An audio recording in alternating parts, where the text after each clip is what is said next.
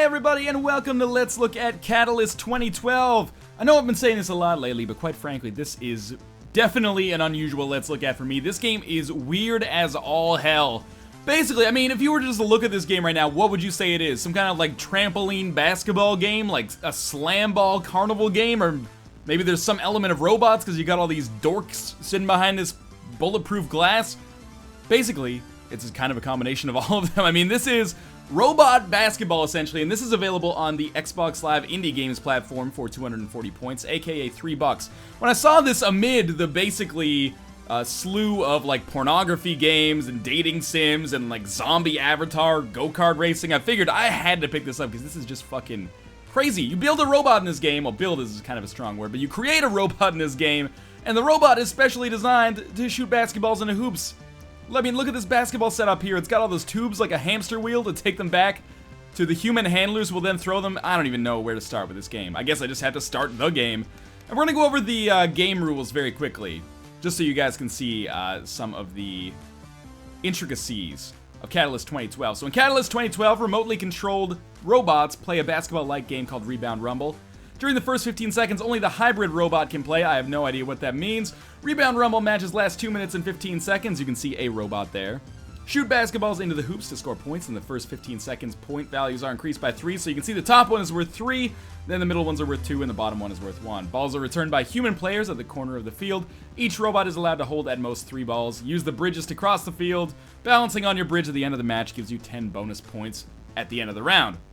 There are other fouls as well. Crossing the center line during hybrid mode, holding more than 3 balls is a foul, touching the opponent's bridge is a foul, and touching an opponent at the bridge is a foul. So there is some multiplayer here, by the way. But anyway, that is basically the extent of the game here. We should probably just get started here. You can see I'm signed into the top right. There is local multiplayer, no online.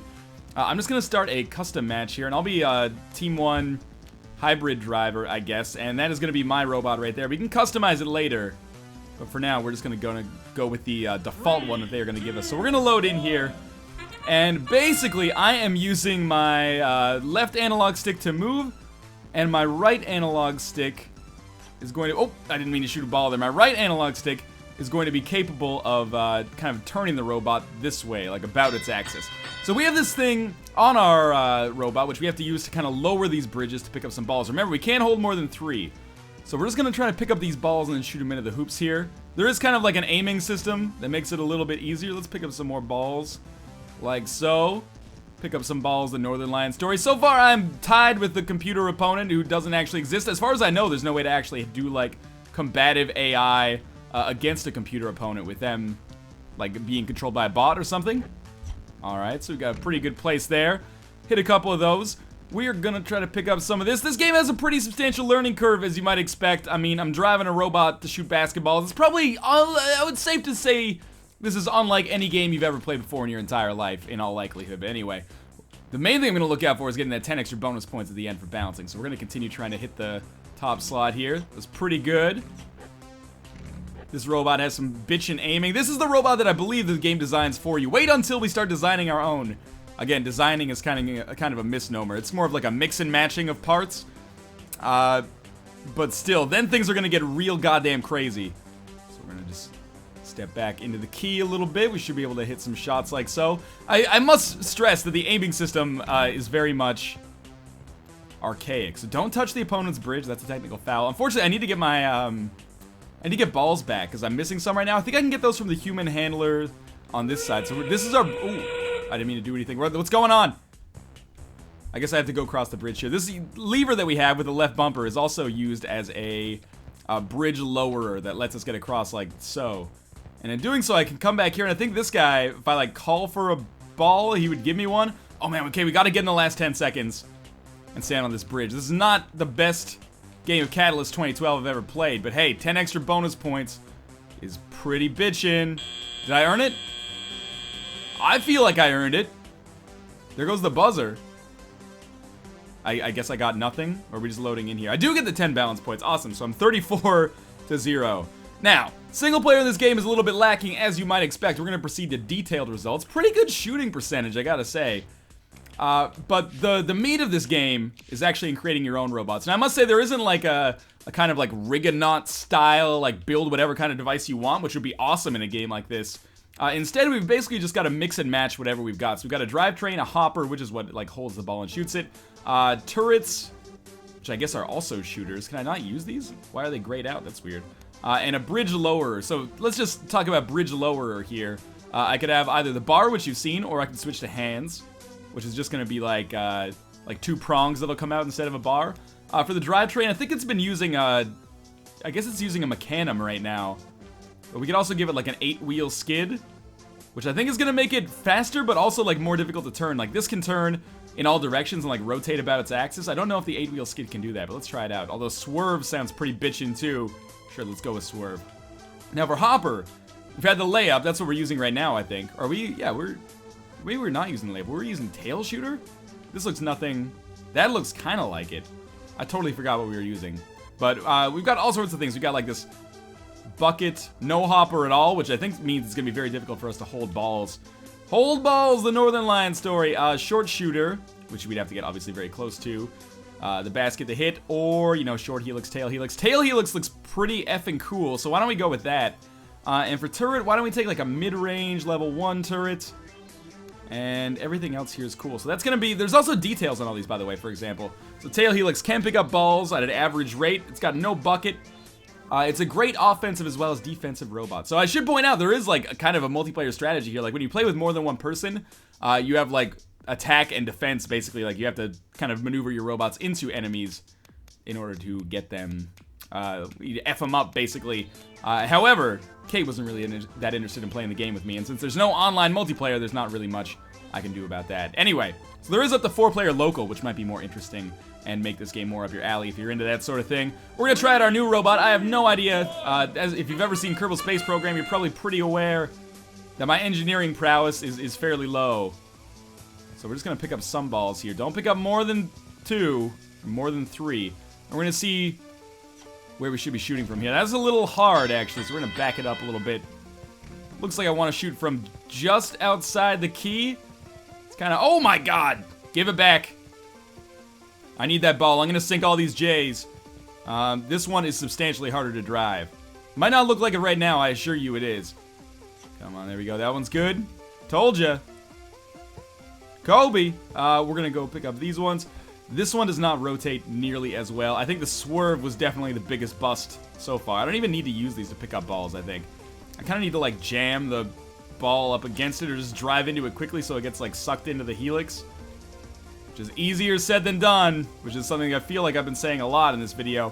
Okay, maybe we just gotta actually use the bridge and get them to fall down into our loader here.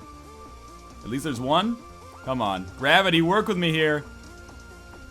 There we go. Even though the game is a little esoteric, and obviously I am being a little bit understatement, or that's a little bit of an understatement for me to say. Don't get 0 points, please. It's a little bit oh, I already have like 3 balls in there. That's why I can't pick up anymore. I could have fouled there. I had no idea. But at least I finally found the perfect shot, or the perfect area to take a shot. But yeah, even if this game is a little bit esoteric, and again, yes, that is ridiculous for me to say, because obviously you're a robot shooting basketball, so it is pretty goddamn insane. That still puts it like miles above a lot of Xbox Live indie games, simply on the virtue of the fact that at least it's trying something new. I need to get some more balls, as we all know. It's not just another, like, you know, like I said, massage therapy game. We all know what those really are. Oh no. Buster Robot. Brobot. Okay, balance on your bridge. You can get over there. You're not gonna do as good as your brother. You're probably not gonna get that MIT scholarship. Alright, take the shot. You can make it, I'm sure. He can't make it. I think I got the balance, though, didn't I? It does not appear so. Also, my robot is blinking with angry caution lights. No balance points. That was terrible. Shooting percentage of 50. I just couldn't pick up balls on that one. So I think what we gotta do is let's go back and edit our robot. I really need one that's capable of picking up balls easily. So let's take the layup. Ball pickup ability, average. Ball can pick up ability, average. Ball pick up ability, none. That sounds terrible. Average, average, average. Excellent, there we go. Bucket. The hopper's double-sided ball pickup design and bucket give it excellent ball control. Its main purpose apparently, is defense and ball hurting for its alliance. Oh, so this could be used to, like, just take balls. But we don't want to use that. Without a bucket or ability to pick up balls, this is a fully defensive robot. Okay. So we need to take something that only has average. What about short shooter? What it lacks in bucket and height, it makes up for in ball manipulation speed. Getting the ball from floor to its turret takes minimum time. Okay, let's take short shooter. Let's take a look at our robot so far. It's certainly low to the ground. I'm going to go back to the Mecanum, unless, like, the 8-wheel skid is better. Mecanum is an omnidirectional drive that consists of wheels with angled rollers arranged in a conventional 4-wheel drive layout. There's independent motor transmission on each wheel that gives it excellent maneuverability. No question, that is true. This one has great traction and maneuverability, apparently. Okay, so let's go with that. This is what our robot looks like so far. Looks pretty baller. I could easily envision balls getting up of that. Stop laughing just because I'm saying balls so much. I think we should almost go with, like, a long-range turret, to be honest. It's good for shooting from the key. Oh, that's mid-range. What about long-range? Turret's 2 large wheels and upward angle make scoring goals from far away very easily. You know, we should probably take something from the key. It is good for shooting from the key. How about these ones? Easy layups. Maybe layups is what we want. Let's take a short-range tower. Oh. Short-range turret, I should say. Alright, cool. And a bridge lowerer. Let's go back to the bars. So this is the new Northernlion BattleBot. It's such a weird fucking take on BattleBots. Like, let's not have robots attack each other anymore. Not that the guys are affiliated at all. Instead, you know, let's just have robots play basketball. That would be way more non-violent, and we don't have to give Bill Nye a job. I love Bill Nye, don't get me wrong. Okay, this is hard to drive. This is substantially harder to drive than I had initially predicted. By the way, the computer helps in aiming the basketball. Oh, come on. Get a little closer. There we go. Drop some balls into the hopper there. You know, I have wicked appreciation for anybody who can actually do this in real life. Like, program these robots and drive these robots. We did a bunch of, like, oh, I can only hold 1 ball at a time, I think. Oh, no, there's 3 in there. We did a bunch of, like, Lego robotics in public school and middle school. I was always complete dog shit at them, as you might expect. Okay, let's take some shots here. Well, it's shooting at the low basket, which gives me less points, but it's probably a little bit more reliable. If I could actually get the balls inside of the situation here. I do have a couple. Okay, let's just get close. I've been taking the long-range strategy. It's not been working out for me. So that's, I guess, by layup, you're not actually, like, your robot's not jumping, you know, and doing, like, a Larry Bird. It's actually just kind of, like, getting close to the basket and shooting at the low one. Alright, that works. So we're basically just running into the basket. The problem is, this thing is impossible to drive right now. So I think what I'm going to do, I'm just going to actually exit out of the match. And if I proceed to detailed results, and go back to edit robot, I'm actually going to give it the Mecanum that it had before. And I think that's going to be way better. So let's get back into this. I'm not sure how many more rounds of this I'm going to do. It's kind of what Let's Look At It I just wanted to do to show off how fucking crazy this game is. Why would anyone take anything other than the Mecanum? This is the most beautiful and maneuverable device mankind has ever invented. So we're just going to get real close here. And we're going to boom, boom, boom. That should be an easy... I don't know why we got so many points there. Maybe I hit the better basket. Oh no, you know what it is? It's a +3 in the first 15 seconds bonus. I remember now. I read the rules. But yeah, I just did this Let's Look At to kind of show off one of the weirdest and, in a way, kind of most admirable Xbox Live indie games I've seen recently. It's certainly not great. Like, I can't imagine people spending a whole heck of a lot of time with this. That was a terrible shot. What it is super fucking crazy. Like, the fact that this game exists blows my mind. And if you have equally easily impressed friends, you know, you got like 3 people around you that are just like me, I feel like you can get a decent amount of fun out of the multiplayer in this game, just on the sheer absurdity of its existence alone. I mean, I'm sure there's intricacies I'm missing in this game, but, again, this is basically a Let's Look At. I hate doing this, but I'm basically saying this game is okay based on the fact that it's crazy. This is something that I've mentioned in the Air Buccaneers video. I hate when people do that, when people say things like, oh, you know, Duke Nukem Forever is not a good game, I'll admit, but it's not trying to be a good game, it's just kind of funny. And you're like, okay, well, you're killing the industry. So I hate doing that, and I said that in the Air Buccaneers video too. How did I? Oh, I got it, okay. However, sometimes, you know, good ideas should be rewarded. Duke Nukem Forever, I'm not trying to shit on that game. It's been shit on enough. Can I come down here and get some balls, please? Oh, here they come. Yes, throw me some balls, please. I cannot, I have to get so far back. Where are they throwing these? Are they actually just like trying to throw them in the basket from here? You know what? Fuck it. We're just gonna try to get on the platform.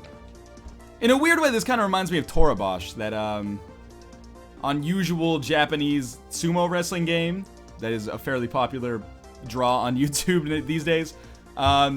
It's just crazy and it's unintuitive, and that's the whole point. The point is that this game is unintuitive and you're gonna struggle with it, and that's where the humor lies. This is not a fundamentally good game. It's not even that fundamentally of an interesting game. What it is a fundamentally funny game, and it would be especially funny if you can manage to play it with friends. But in any case, I think that's gonna do it for my Let's Look At of, there are some extras here. Learn about first and how you can get involved. Founded by inventor Dean Kamen to turn young people on. Dean, you can't be saying stuff like that. Anyway, I'm sure this is a great organization. Whatever. It's a slideshow. Let's check out the credits, actually. Diamond Bullet Studios. Alright, well, that's probably the shortest credit sequence I've ever seen. But in any case, this is Catalyst 2012. You can check it out on Xbox Live Indie Games if you want to. It's kind of absurd. If you have $3 to waste and some friends to play it with, I think this could be a good time.